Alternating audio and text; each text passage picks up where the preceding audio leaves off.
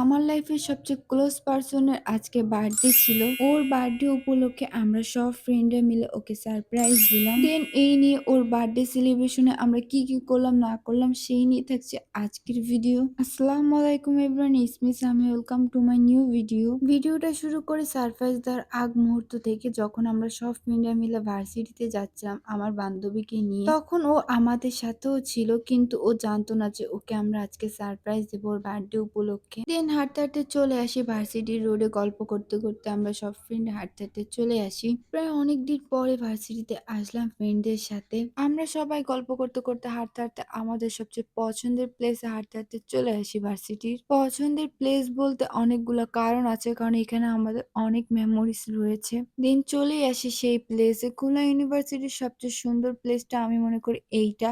আর এইখানে আমাদের বলতে গেলে অনেক স্মৃতির জমে রয়েছে। স্কুল লাইফে থাকতে প্রায় আমরা এই জায়গায় আসতাম, বাট স্কুল লাইফ শেষ হওয়ার পরে আর এদিকে তেমন একটা আশাই হয় না। হাঁটতে হাঁটতে চোখে পড়লো এই হলুদ ফুলগুলা। এই হলুদ ফুলগুলার নাম জানি না, বাট দেখলে কেন জানি আমার কাছে ছিঁড়তে মন চায়। আর আমার কাছে অনেক ভালোও লাগে এই ফুলগুলো, কিন্তু সবচেয়ে বড় কথা এই ফুলটার নাম আজ পর্যন্তই জানতে পারলাম না। আপনারা যদি নাম জানেন অবশ্যই কমেন্ট করে জানাবেন। তারপর তো নাম না জানা ওই ফুলটা দিয়ে সুন্দর করে একটা রিং বানিয়ে বান্ধবীকে পরিয়ে দিলাম। ওকে বার্থডে গিফট হিসেবে এইটাই দিলাম। কিছুক্ষণ পর চোখে পড়লো এই বিলটার দিকে। এই বিলটায় অনেকগুলো পদ্ম ফুল ফুটেছিল, কিন্তু সবগুলো পদ্ম ফুলই একদম বিলের মাঝখানে ছিল, মানে নেওয়ার মতো কোনো চান্সই ছিল না। আর যেইভাবে বিলের মধ্যে পদ্ম ফুল ছিল আমাদের মন চাচ্ছিল এখনই ছিঁড়ে ফেলি, কিন্তু এটা সম্ভব ছিল না, কারণ সবগুলো পদ্ম ফুলই বিলের মাঝখানে ছিল। দেন কিছুক্ষণ পরে বার্থডে গার্লকে সারপ্রাইজ দেওয়ার জন্য চোখ বন্ধ করে নিয়ে যাচ্ছিলাম আমরা।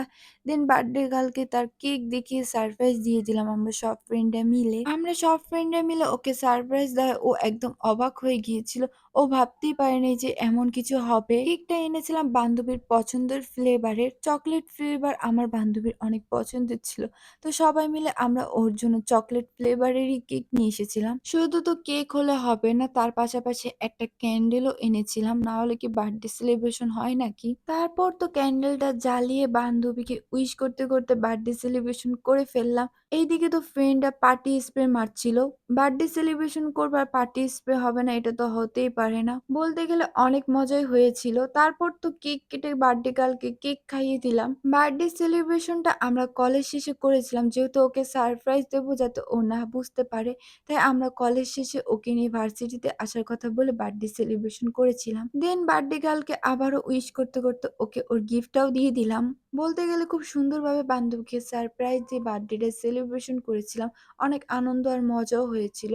তো আজকের ভিডিওটা আপনাদের সাথে এই পর্যন্তই। দেখা হচ্ছে নেক্সট কোনো ভিডিওতে। এই পর্যন্ত সবাই ভালো থাকবেন। আল্লাহ হাফেজ।